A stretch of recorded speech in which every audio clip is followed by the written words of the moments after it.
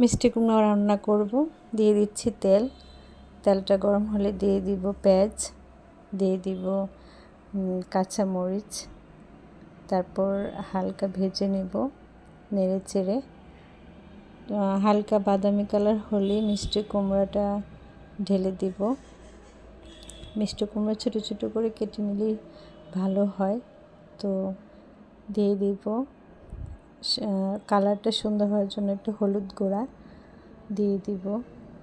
তারপর নেড়ে চেড়ে গরম তেলে দিয়ে দিচ্ছি লবণ স্বাদ মতো।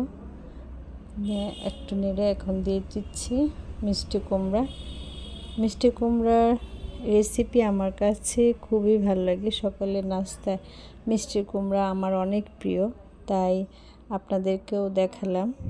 আর এটা অনেক মজার একটা রেসিপি, আপনারা ট্রাই করে দেখতে পারেন। দিয়ে দিচ্ছি তেজপাতা, সেটা আলাদা একটা ফ্লেভার হওয়ার জন্য। যারা তেজপাতা পছন্দ করেন, যারা একটু মিষ্টি পছন্দ করেন, একটু চেয়ে দিয়ে দিলাম।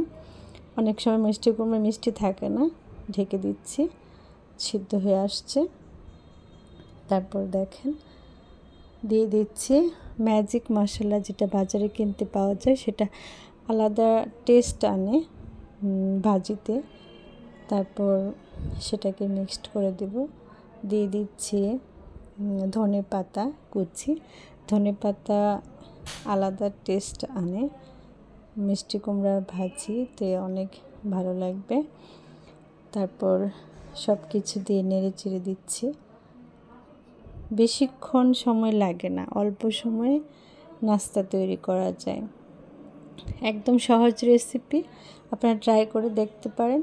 আমি সকালের নাস্তায় প্রায় সময় আমার মিষ্টি কুমড়া খুব পছন্দ, আমি তৈরি করে থাকি। তো আমার রেসিপিটা আপনাদের ভালো লাগলে ট্রাই করে দেখবেন, আপনাদেরও আশা করি ভালো লাগবে। আমার খুব পছন্দের একটা রেসিপি, আমি যেভাবে বানিয়েছি আপনারাও সেভাবে বানিয়ে খেতে পারেন। সেজন্য আপনাদেরকে দেখালাম। যদি ভালো লাগে তো লাইক, কমেন্ট, শেয়ার করে পাশে থাকবেন। আশা করছি